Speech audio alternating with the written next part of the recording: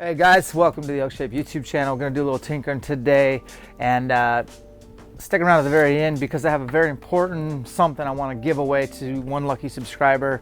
It's a little bit bigger deal than just an arrow rest, so come along.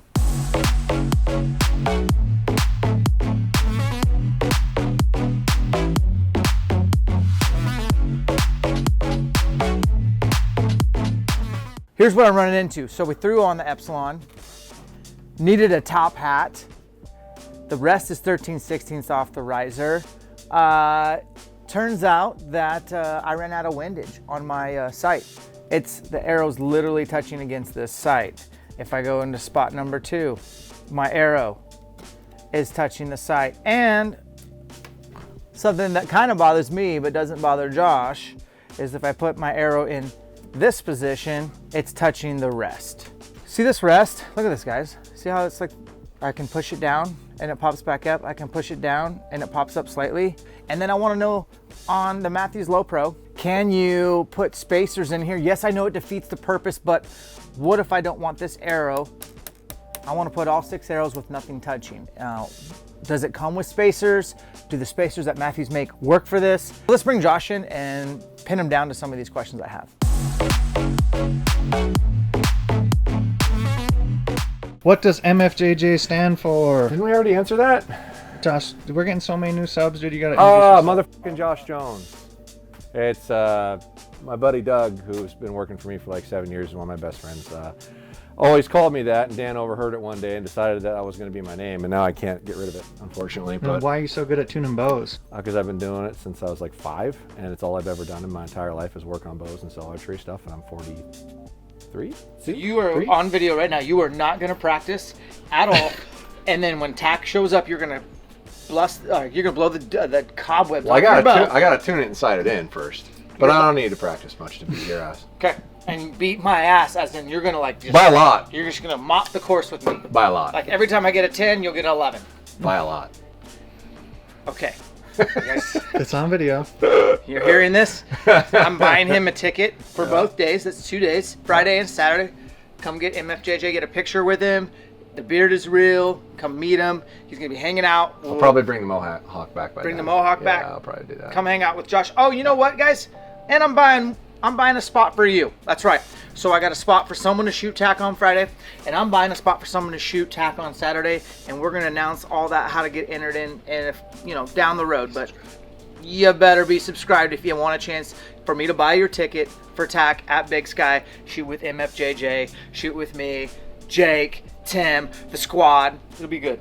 Fun time. So while you're down there, I have a question about this. You see this thing right here? Yeah. Is that a problem? Not necessarily. It's an easy thing to adjust, but it's very common on any kind of limb-driven rest or cable-driven rest that when you first start shooting it, it stretches, so this cord gets a little longer. And all you got to do to fix that is loosen the screw here, pull it tight, and tighten the screw back down. However, this is actually going down that far pretty easily. That's what this little shock thingy is in here for, because the limb actually goes past what you see. It doesn't look like it would, but as you fire it, it goes and expands beyond that point and then comes back as the strings stretch and the snap. If you could measure it at 10,000 frames a second or 15,000 frames a second, you could see that movement, and that makes the cord stretch a little bit. Once you've stretched it out, tighten it maybe once, maybe twice. You'll never have to tighten it again, but that is actually going to be like that when it goes by. I don't believe you. So I've tightened it like 2 or 3 times now, and it won't stay down. Here, can I have this a second? And so I don't believe you publicly. Now tighten it and you'll be done. What did you just do? Stretch the shit out of your cord. That was really like, you feel like you molested my rest on video. I'm deprived. Bear with me. Okay, the next thing that's driving me nuts on this thing is I don't know if you caught this, but I took the Fast Eddie Dovetail XL out, slapped on direct mount, and I like that, but then now my strings are touching that, so I'm like, You mean your arrows? Yeah, my arrows are touching. Yeah. Defeats the purpose, so I'm gonna put a Fast Eddie triple stack, 10 thou, and you're saying not to run it all the way out, and I'm gonna probably just to defy you, I'm gonna do that. Oh, you are a defiant child. I can see that. So what's that gonna do to my sight tape? How bad is that? It's gonna expand your sight tape, so your distance in between yardages is gonna be greater on your tape, so it will inevitably make you not be able to shoot as far. because of that expanse. The closer you have it to your eye, the farther your drop typically is. And when you torque, which everybody does, you'll miss by more because your aiming point is farther away from your hand. The farther you move that aiming point from your hand, the more it'll magnify. Now granted, in a perfect world, you shoot everything perfect, you never torque, you never move. Yes, a farther away object is more accurate, but the closer one also, if you're not torquing, it won't change either. It's not a difference. So to me, there's only a diminishing return or a negative return to that by moving it out. We're gonna mess with it, but I'm sure you're right. Last question.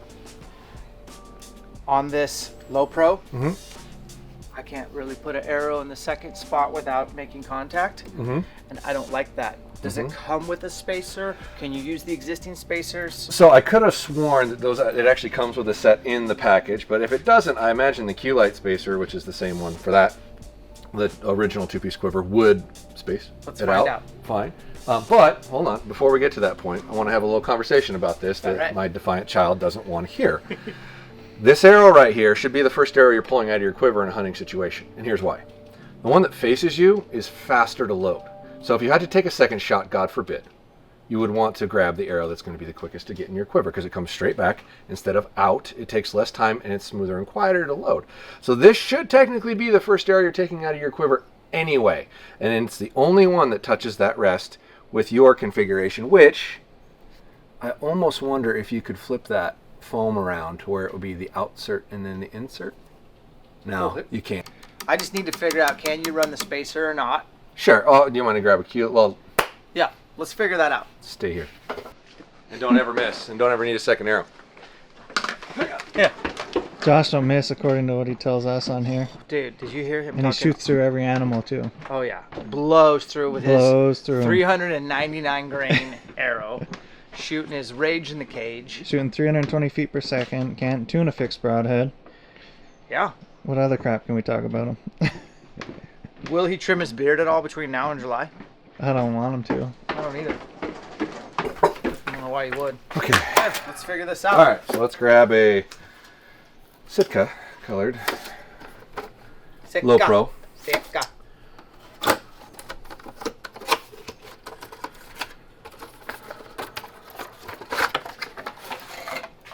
Well, doesn't look like it. So I could have sworn the first one of these I got, but it could have been from, where's your cutout on that? The original owners. From the camera. Sorry, I'm not trying to. There's nothing else in here other than that. And, ooh, I didn't even realize that. No, that's the right cutout. The original one of these I got came in with the entire bow, and I want to say there was a set of spacers in the box with that. So I thought maybe they came in the box, but they do not. So you will need a spacer if you want to try to run this in here and clear. Now the one-piece detachable model sits farther off the bow, so it may clear that a little better. But I think it still touches because there's a rod that goes down lower. I want to say it's this guy. It comes down and it still runs pretty tight to there. So you'd probably still need it with that as well. But in that scenario, your quiver would be touching, but not your arrow, if you care. Let's put that back. So this is a Q-Light spacer, and I'm imagining that this will Did you notice do the same thing. These two Allens right here? Yeah. That's pretty handy. Yeah, you can move the hood up or down. Tell them about that. Well, it's just to be able to position your arrow in a different spot. So if you want to drop your arrows down, which I would never recommend going down past the limb, so if you touch the ground, you're not going to hit it on anything. But you can bring this down or up depending on how long your arrows are to better fit the configuration. And on the 29 and the 33, the distance from here to here is exactly the same. They're not farther apart. That's cool. So whatever fits on here should fit on there, and then there'll be more clearance up here. So I would probably run them as far apart as you comfortably can because it typically makes the back end of the arrow move less the farther apart you get these points. So arrows in your quiver won't make as much noise the farther apart those points are. Noted. Typically. So let's take this off and see what the bottom looks like here. And I'm going to guess the cutout's still the same. So that's going to pop in like that. That's going to pop into that. Before we bolt it on, I might need a longer screw, but let's see what that does just on the one end. Just doing the one. Just the lower. You don't even need to move the hood out. Yeah. Why move the hood out? So you would clear that. Well, if you're trying to clear this better, you move both out and you Right. clear that. Okay. But that's a Q-Light spacer. I haven't seen them make a different spacer than that, but it comes with two for the up and the bottom. You could just put one on If you have 2 different bows that you're trying to put it on, you just need 1 set. But if you want to move the hood out or the gripper out, the gripper out's closer to here. Oh yeah, they're on the website. Q-Light spacer under the Mathews quiver section.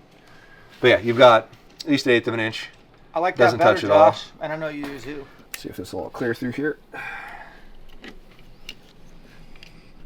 We're solving the world's archery problems one stupid little thing at a time. There you go. Voila. Quit your bitching. All right, I guess we're gonna put the bridge lock on, and you're gonna get some white tubies, and we'll get some tube socks on these speed knocks. Yep, put something pretty on there for you. Good, and then we'll build some 33s in a little bit down the road. And oh yeah, so in the video description, you're gonna see at the top, there's gonna be a link. I want you to go to that link, and I want you to tell us why you want the V327. So you're gonna have to actually type out why you want the V327. You're going to include your email address. I am going to spam you all the time, and I'm going to have your email address now. And then we're going to pick one person. Just make sure you put somewhere in there, I want Dan's V327. We're going to pick a winner, and you're going to get your butt to Spokane Valley Archery. And subscribe. You have to be a subscriber, obviously. You have to be a subscriber. We're taking care of our subscribers. And then I have an Hamskea rest on it. I got Podium Archer strings already on it.